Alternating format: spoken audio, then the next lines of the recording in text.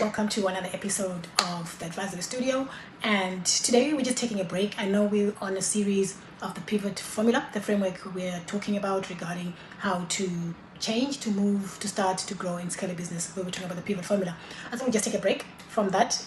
We will continue in the next couple of series, but today I wanted to talk about something very interesting that I came around past week. And I guess the title of this episode would be, if I was to give it a title, would be, let me think, would be if your excuse is fear.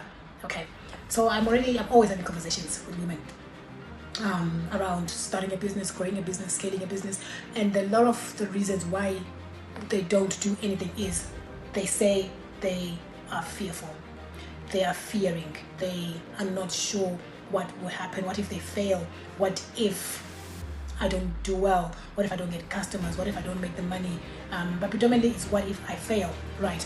And I think this is a very, very legitimate feeling. But when I was having a conversation with some particular women last week, it was really interesting because when I kept asking the questions over and over, well, not over, but deeper and deeper, like an onion, right? I keep asking questions differently, I'll phrase the questions differently in response to the answers that you're giving me. And what was interesting is at the end of the onion peeling scenario, we identified that it wasn't fear at all, really.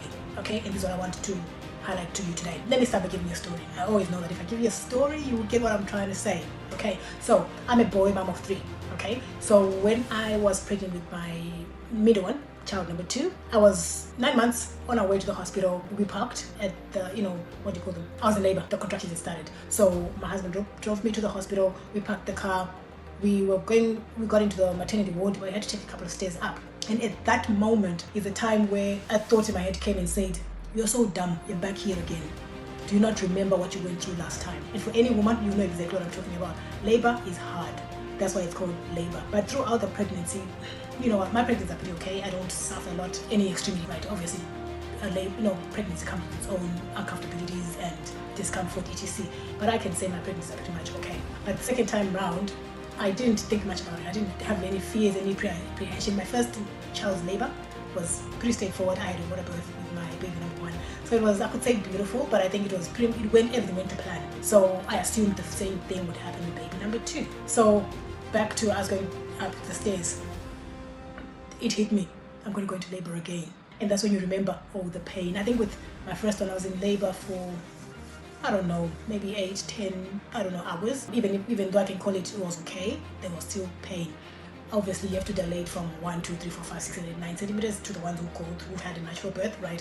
In the measuring, the pre-measuring, right? And the contractions get shorter, but more painful and more intense. So I can say it wasn't bad, but we all know what labor is. So now I'm comparing child number 1 labor and child number 2 labor. So in my mind, I'm going up the stairs, I'm saying, that's the panic, the moment I feared for the first time throughout this pregnancy.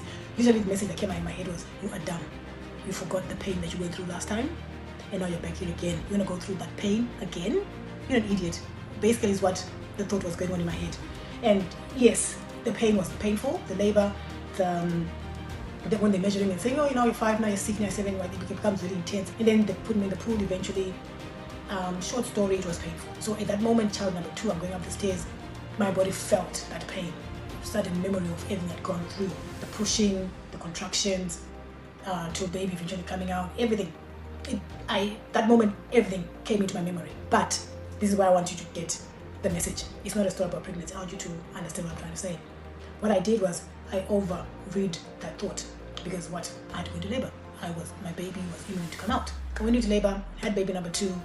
Yes, yada yada yada. We're not going to focus because that's not the message of the story. What I wanted to say was I was having a conversation with this lady last week. She said, I'm fearful. I'm fear of the unknown. And I like using this example. And I said, when I finished talking this day, I said, I'm going to use this in my podcast because a lot of us in life, we have learned to override fear. I'm not saying fear doesn't exist, and I'm not wanting to downplay fear. Fear is real. But in our lifetime, especially women, we have learned to override fear. If you've had more than one child, you've learned to override fear. Maybe you're like me in that time, baby number 2 going up the stairs where panic, damn, I want to be in labor again. But I was going to be okay because my focus was on holding my child number 2. That was my goal. So I had to override that fear because my focus, my goal, my win was holding my baby number 2. That was my goal. So I had to override the fear. And any woman who's had more than one child, you've mastered the art of overriding fear. If you've had 3 babies, like I've had, you've overridden the fear because the outcome is so huge for us, that win, we want to hold that other baby, we want to have another child, we override and learn and ignore, not ignore, but we go through the fear anyway because the prize is so big. So I want you to think about it again now, that if your excuse right now for you not doing the thing you want to do, if you're not wanting to start your business, not wanting to grow, not wanting to scale, not wanting to leave your job, not wanting to change the circumstances, and if your reason is I am fearful, I want to tell you that override the fear. Do it anyway. And it's not a skill that you're doing for the first time. You've learned to override fear for many times in our lives. I'll give you another scenario. Migrating from Africa to the UK. Fearful. Some of us have packed our lives into one suitcase, right? And moved to a place where we know nobody. We don't even know where we're landing. We just know I'm arriving in London. That's all you know. Some of us didn't have people to pick us up. You were just going to get on a train, you've got an address to go to, and you're just going to go to university, you're going to go to college, whatever it was, you figured it out. You overread the fear. Same again, move to Australia, same scenario, right? I overread the fear. So I want you to think about it. Do you know what? I always give people time to reflect. I don't have my notebook today, but every time you sit and come to my podcast, right, I want you to make sure that you've got paper and pen. Why? Because we do a lot of thinking and do a lot of, and I want it for you to stay in your head, okay? I want you to be able to write notes. And when I ask you to do something reflective, make sure you write it down. Whether you do it during the podcast or after, right? I want you to get into the habit of doing that, because I believe putting your mind to paper is there science behind that. That the more you write things down, the more you're enforcing the learning. The more you're cementing the learning. So make sure you do that. If you come to the podcast, make sure you've got paper and pen, or whether you write your notes on your phone, whichever one. Make sure you bring something to do that. Okay. So what I'm saying is I want you to think about a timeline. From childhood right to now, what things have you learned to override the fear? That you were fearful, but you did it anyway. Okay, I've given you my examples. Migrating, and the largest one for me was having 3 babies. I overrode the fear. I don't like injections, but they have to put the IV, they have to put all those needles through. I had to override it because I had to have my babies. My goal was to be a mom of 3. So why am I putting all this scenario? Because a lot of women, we are stuck at I'm fearful. You're stuck at not knowing. I don't know what will happen. Fear of the unknown, and so you stay. And I always talk to my friend who I was having this conversation with. My fear is staying the same. I don't know if you're like that, but my greatest fear is I don't want to be in a situation where for me my biggest fear is regret, that I didn't try, that I didn't push myself, that I didn't take the opportunity, that I didn't go for it. As long as I can see or think or see a better outcome, I'm going to go for it, because I know where I am is so uncomfortable than the potential of what I could potentially win out there. So I don't know if that's a personal thing. That's my mindset. I don't want to regret. I would rather fail than not try. I'd rather go for it and fail at the outcome, but stay in the place when I know there's a potential opportunity out there. That's just not my mindset. So I want you to think about it. Write down all the times that you've managed to override the fear. And when you've done so, you didn't die. Why? Because you're here with me having this conversation. So you've learned to override it. And this is what you're going to have to do with your business in whatever stage you're at, whether you're starting or growing or scaling, or you want to send an email, or you want to have a conversation, or you want to go to the event, you need to speak on the stage, you need to pitch your product, your service, you need to hire someone, you need to fire somebody, you need to whatever regarding your business. You're going to have to put something out there for the first time, with your product, with your service for the first time. You're going to have to feel the fear and do it anyway. And it's life. There are things you're going to have to learn because they're part of life. Labor is part of having a child. There's no shortcut about it. Yes, some people have the C-section, who have, whichever way, there's some pain involved. Being cut and the recovery, I've seen my sister, she's had 2 C-sections. I've seen her recover from that. That's painful. But the joy she has when she's holding her babas, it's all worth it. Okay? So I want you to start thinking that way, that you know what? It's part of business. They're going to be painful stages. They're going to be painful things. They're going to be things that I cannot control. You're going to go through uncertainty. I get on a plane and go overseas to an event, but I have no guarantees of will I get a client, will it work, will they like my services. I have no guarantee, but I'm paying my $1,000, $2,000 fare. I'm booking my hotels. I'm staying there because you have to try. There is no other way of doing it. So if you're looking for a less painful way, a less frictionless way, a less resistant way, it's not going to happen. You might as well be dead, because the very fact that you're alive, you're going to experience hardship, challenges, pain, resistance, loss, friction, doubt, but we move anyway. And the last point I want to make regarding overriding pain is what we're confusing is, because having that conversation with that lady last week, is I learned that what we're calling fear is probably really not fear at all, because you've learned how to override fear. But what we're mislabeling fear with identity. You want to do and achieve the same things. Once I say the same position, same stance, same location, same mentality, same mindset, same behavior, same attitude, same habits. I myself, I'm not going to change nothing, but I want to explain something else different. And I want to tell you today that it's not going to work. It's not going to work. Something of you has to change in order to achieve that. You're going to have to become a whole different person in order to achieve that. For me to do this podcast, I'm getting over myself every time I come here. My introverted self does not want to be here. Okay? You're watching me deal with my stuff in real time. But my message, my mission, my purpose is what drives me. What gets me sitting here on camera and record this. Because I know my purpose is bigger than my introversion. My purpose and my message is bigger than the fear I feel or whatever I feel going on camera. You know, if I say I don't look right, I don't feel right, fix it up. Get the hair done, put the makeup, whatever, dress up, whatever the excuse is, do it anyway. Okay? And then the internal stuff, fix it. Get over yourself. You're gonna have to get a new identity in order for you to achieve the thing you do. I think something has to change. You cannot be the same business person. For me, the biggest thing was I could not be a business person whilst maintaining my introverted personality. Otherwise, I'm going to be the best kept secret business. No one's going to know me. And visibility is one big thing regarding business. People have to know you. And all businesses are winning on visibility, not on content, not on expertise, or they're not the best people. They're not the most knowledgeable people. They're not the best experts out there. They're not the best practitioners. They're not the best people. But they've just learned to master visibility and marketing themselves and positioning themselves. It's not because they're the best. So I learned one biggest lesson for me was get over your introvertedness. I have to be visible. That means I have to be online. That means I have to sell. That means I have to be in people's spaces and people's faces over and over again, saying the same thing over and over again until you're going to have to switch your channel. You're going to have to block me, but I'm going to be there telling you to get over yourself. I'm going to be there selling my services. But that's the way entrepreneurs and business people operate. You can't be shy in business. So maybe that's where you need to do the work today. Take your paper and pen, right? And ask yourself, where do I need to work?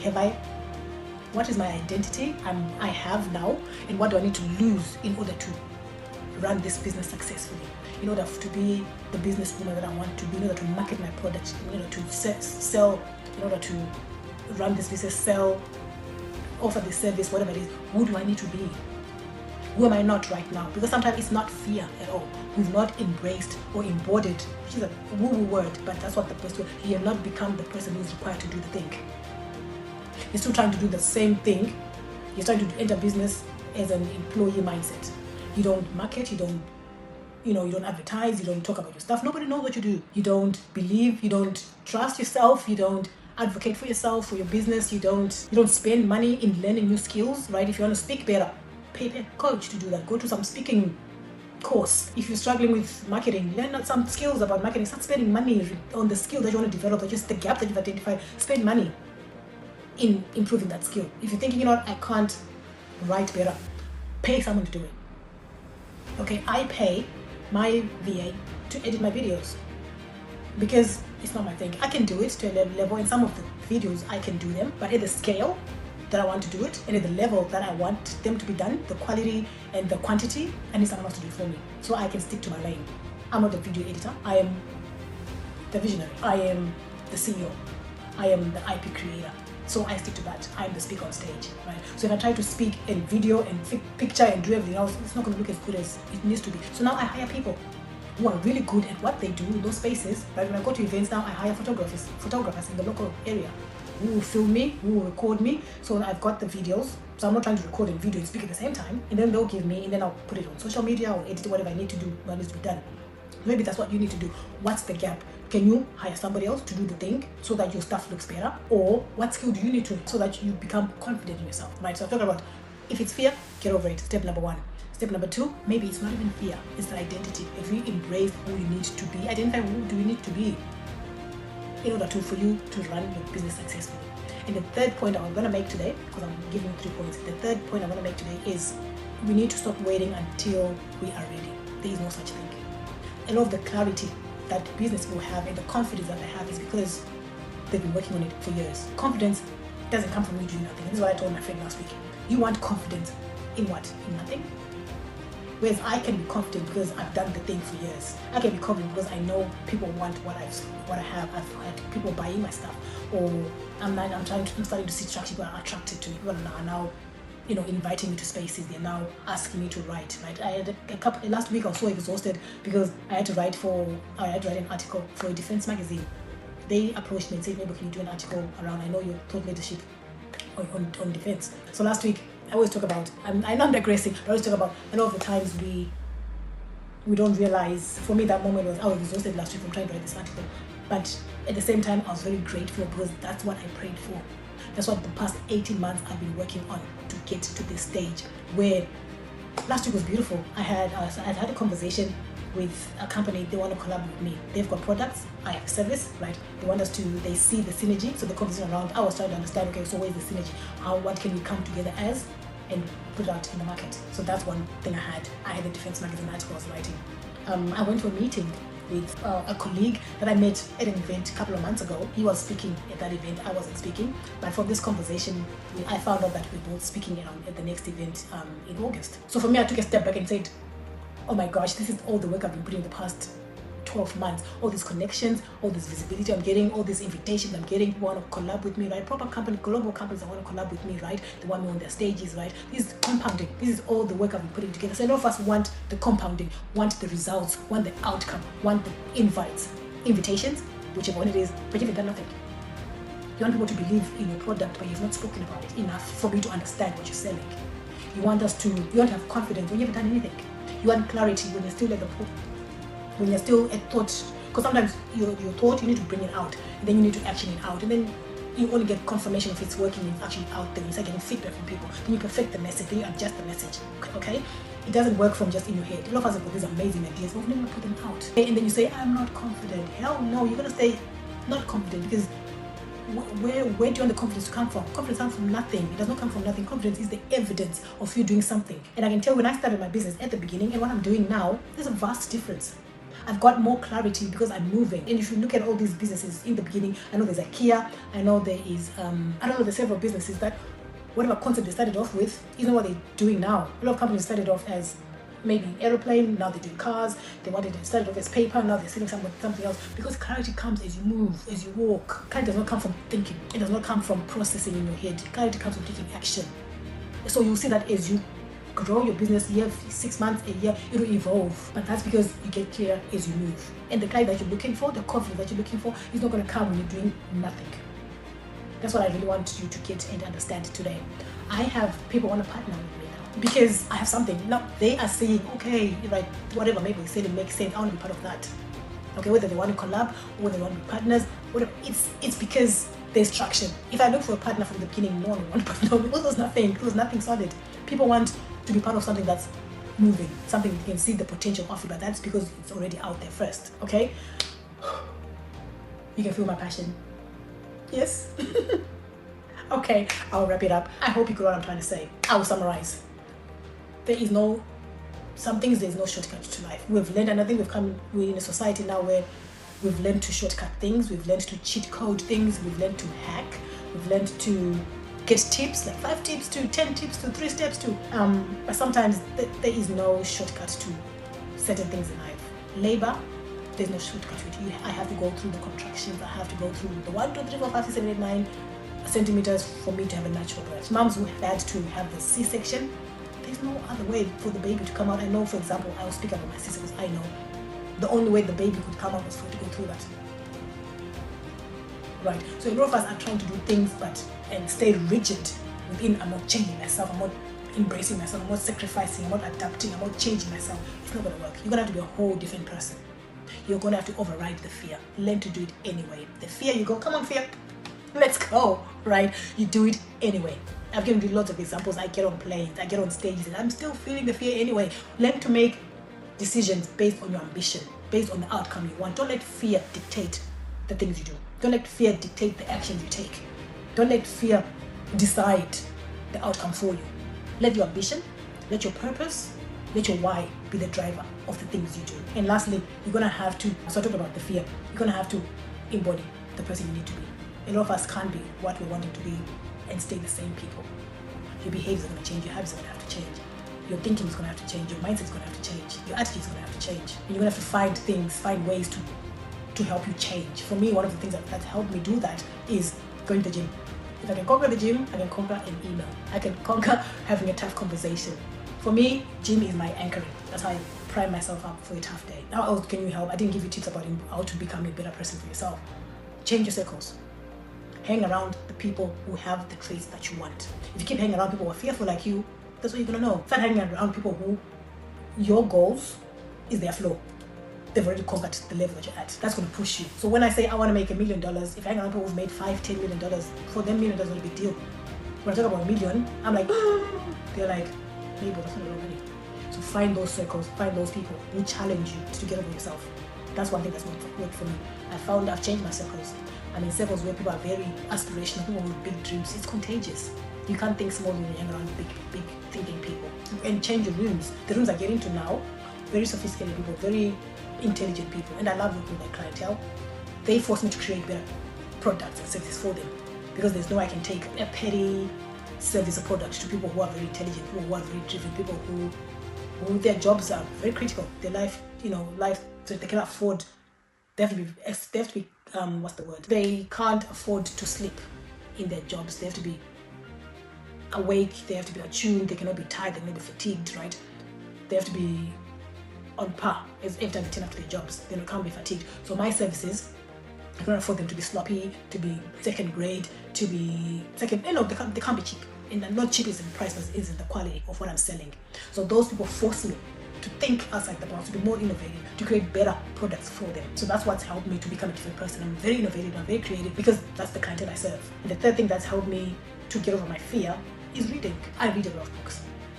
I found a way to, if it's audible, if it's a physical book, podcasts, I need to listen to people who think outside the box, who think great, who think scary, who are, risk takers, ambitious people, how they did what they did. Okay, and then I need to embody or personify those characters, those traits, that thinking. I need to move, I need to execute like they executed, I need to have faith, I need to have confidence, I need to move like they did. So I read a lot of books, I listen to a lot of podcasts, my whole feed on my social medias.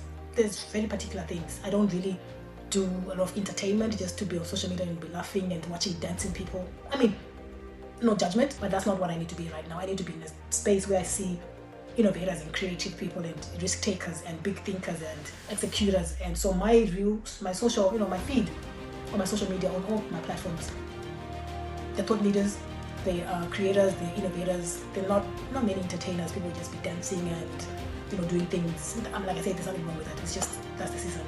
They help me prime myself to be that type of person I wanted to be. So I think that's the last part I've forgotten about. How do you get over yourself? And how do you change yourself and do things anyway? And of course, the last one was get over the fear. Embody. You can't be the same person. And clarity and confidence and competency only comes as you're doing the thing. Because if you haven't failed, you haven't tried, then there's nothing to fix. You have nothing to adjust. There's nothing, because you've got no feedback. So you're gonna have to do things. You're gonna be okay failing. And I know school has done a huge thing in telling us, to avoid fear and to avoid failure. You just get a red pen and cross by the teacher. And teacher says, "See me." You get an F, and some of us couldn't move grades because we kept failing. Business, you can fail. It's feedback for you. It's information that you get to what can correct, adjust, change, pivot. I talk about pivoting. You can only do that when you're getting feedback. So don't be afraid to fail. It's only feedback. So, okay, so I need to adjust something in the product, or I need to change the messaging, or maybe I'm talking to the wrong people. Maybe your product is not the wrong product. You're just speaking to the wrong people.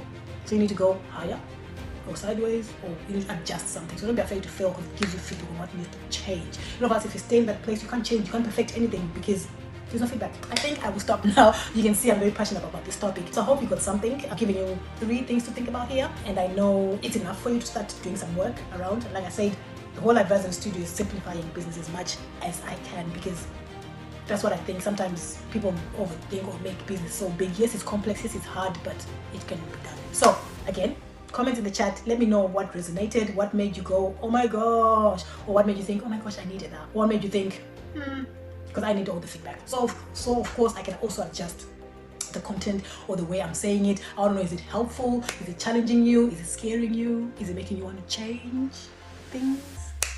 Okay, I will go down. If you want to go deeper with me, I have some several things I can do with you in this advisory studio. DM me, we can have a chat around what you want and what I offer, and then we can come in the middle and do something for you. I have evolved, okay? My work has evolved immensely. So I work with serious people who really want to work on themselves and have big ambitions and big goals, and we want to make some serious impact, serious influence, and serious money, okay? So I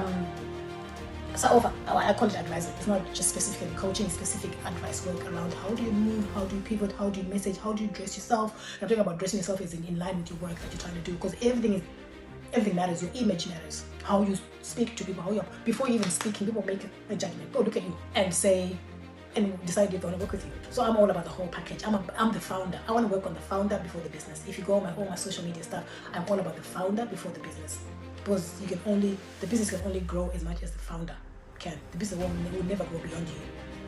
So you might be the bottleneck of your business. Why? Because you're not growing somewhere, mindset-wise, attitude, strategy, messaging, whatever. So if you want to go deeper with me, I've got a few things that I can do with you. One thing I'm highlighting at the moment is our intensive, where I want to take women through, get away from the fight, and for you to stop fighting and start thinking and be more creative.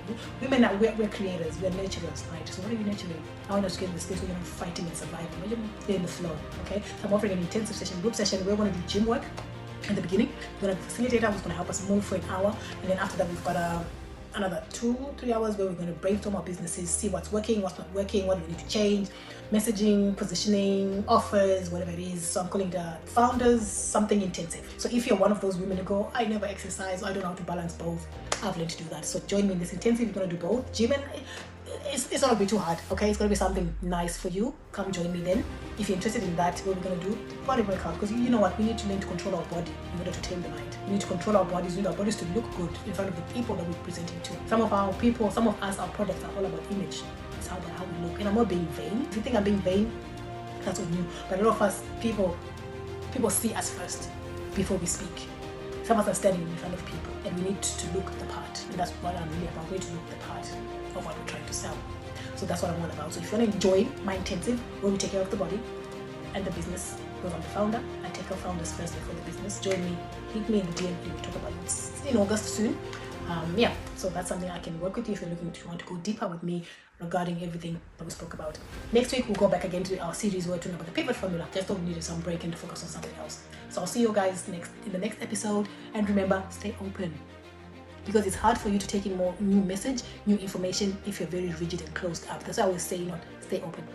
Because the more open you are, you're more curious, you're open to exploring and getting new ideas, ultimately to change. So thank you for joining me. I'll see you in the next episode. Bye-bye.